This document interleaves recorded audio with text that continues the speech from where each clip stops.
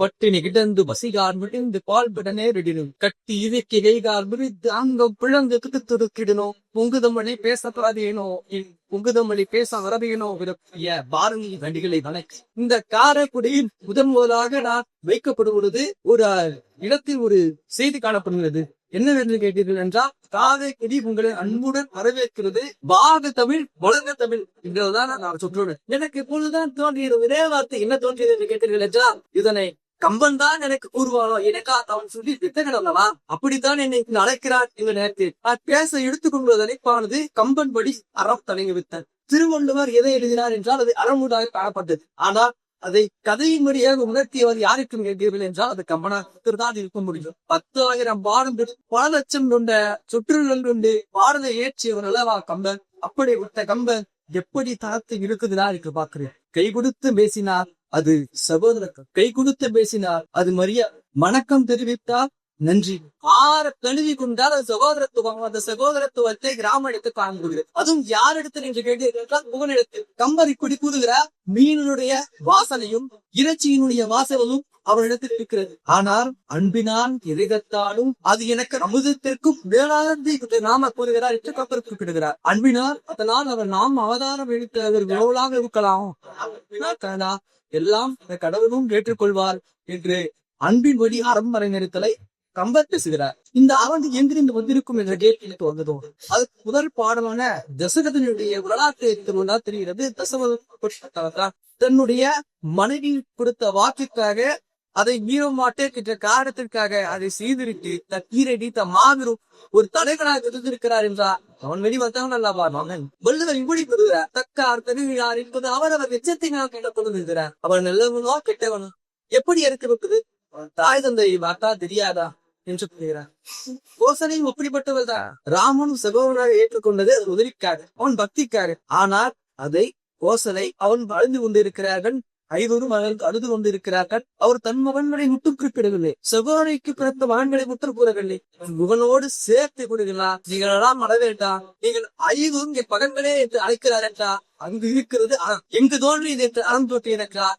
அது அவருடைய தாயிடத்திற்கு தான் முதன்முதலாக அறத்தோடு தருவது என்று கூறப்படுகிறது. தீயோர்கள் எப்போதும் நல்லோர் சொல்லை கேட்பது கிடையாது, அதற்கு சான்றுதான் ராமன். அவன் முதலாக விடிய விடிய ராமாயணம் கேட்டு சீதைக்கு சித்தப்பா ராமன் என்பது போல முதலிலே வீடன் கூறுகிறான், நான் வேண்டாம், பிரகலாதன் எனும் ஒருவன் இருக்கிறான், இரணியன் என்னும் ஒருவன் இருக்கிறான், அவன் எப்படி இருந்தான் என்று தெரியுமா, இவன் ராமன் தான், ஆனால் இவன் யார் படைப்பு என்று தெரியுமா, இவன் கடவுளின் படைப்பு என்று கூறுகிறான். அவன் கேட்கவே கிடையாதா, ஏன் நீ அவனுக்கு என்ன அடிபணிக்கிறாயா என்று கூறி அவனையும் அடிக்கத்தான் செய்தார். சரி, இவன் அண்ணனாக தம்பியாரோ சகோதரனாக இருக்கிறான், இவர்கள் அறிவுரைக்கிறார்கள், அதை ஏற்றுக்கொள்ளுங்கள். தன்னுடைய மகன் இறக்கும் தருவாயில் இருக்கிறார், நான் இறந்த பின்னால் வந்தையே நீங்கள் புரிந்து கொள்ளுங்கள், ராமனிடம் போர் வேண்டாம் என்று கூறுகிறார். அப்போதும் கேட்கவில்லை.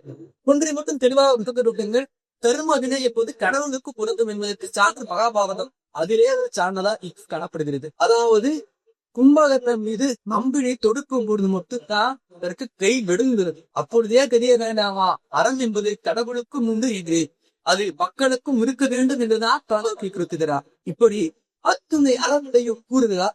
ஒரு பெண்ணால் தான் அழிவது, ஒரு பெண்ணால் தான் வாழ்வது என்று மற்ற இலக்கியங்கள் ஆனாலும் விளங்குகிறது. சூர்புனகை ராமனை பார்க்கிறார், அதனால் அவன் கேட்டார். ராமனுக்கு சீதையை பார்க்கிறான், அதனால் அவன் கேட்டார். அவன் காம பார்வையில் பார்க்கிறான் என்று கூறப்படுகிறது. அவள் விருப்பம் இல்லாமல் தொட்டால் ராவன் அழிந்து விடுவான், ஆனால் அவன் தொட பேச்சுக்கிறான். அப்பொழுது அவன் இறக்கப்பட்ட தருவாயில் கம்பர் இப்படி குறிப்பிடுகிறார். கம்பன் அதாவது ராவனுடைய உடலிலிருந்து ஒளிர்கிறதைக்கிறார். அதாவது எப்பொழுது அவன் பாவ வினைகள் தள்ளி போயிட்டோ அப்பொழுதே அப்படிதான் வரைகிறான். இதற்கு சான்று கம்பூரிலே கேட்கப்பட்டது. நீ செய்யக்கூடிய நல்ல வினைகள் அனைத்தும் நீ வாழும் கடத்தை மாற்றி, நீ செய்யக்கூடிய அனைத்து நல்ல விஷயங்களும் நீ வாழ்ந்ததை உன்னை வரவேற்கிறது கூறப்படுகிறது. அதுக்கு சான்றுதான் ராவணன். இத்துணை சிறப்புமிக்க ராவணன் தன்னுடைய மகன் இழந்த பிறகு யார் பேச்சையும் கேட்காமல் நான் போத்துருவேன் என்றார். எனக்கு ராவண வழக்கிலே எனக்கு பிடித்த ஒன்று என்னவென்று கேட்டீர்கள் என்றால், கம்பர் இவ்வாறு குறிப்பிட்டிருக்கிறார், குற்றமற்ற ராணி. ஏன் குற்றமற்ற ராமன் என்ற கேள்வி எனக்கு போட்டது. அப்பொழுது கூறுகிறார், தன்னுடைய தேர் ஒட்டி வருகிறார். அந்த தேர் ஒட்டி தேரை ஓட்டி கொண்டு வருவது இந்த தேர் வேகமாக என்று ராமன் கூறுகிறார். அப்படி கூறப்படும் பொழுது, ராமா புரிந்துகொள், நான் சரியான காலம் இடம் பொருள் அக்குதான் சர்வ முடியும் புறாடி பேச்சை கேள்விக்கிறார். இதுதான் சான்று, அறத்துக்கு சான்று. நீ மேலோர் சொல்லை கேட்பது மட்டுமல்ல அரண், என் கீழோர் சொல்லையும் கேட்பதுதான் அரண். அதற்கு சான்றுதான் ராமன். அதனால்தான் அவனை குற்றமற்ற ராமன் என்று பாவிக்கப்படுகிறார். ஆனா அவன் எதிரியாக வந்த வேறொரு செய்யவில்லை. நீ நேராக ராமன் மீது தேரை விதிக்கிறார். அதற்கு கீழ்பணித்துள்ளாத தேரோட்டி இல்லை வேண்டாம் அங்கு போனால் பரணத்தை துவக்கிட்டு கூறுகிறார். செல்கிறாயார் இல்லை ததையை கடித்து எரியவாக இருக்கிறார். வேறு வழி இல்லாம போகிறார்.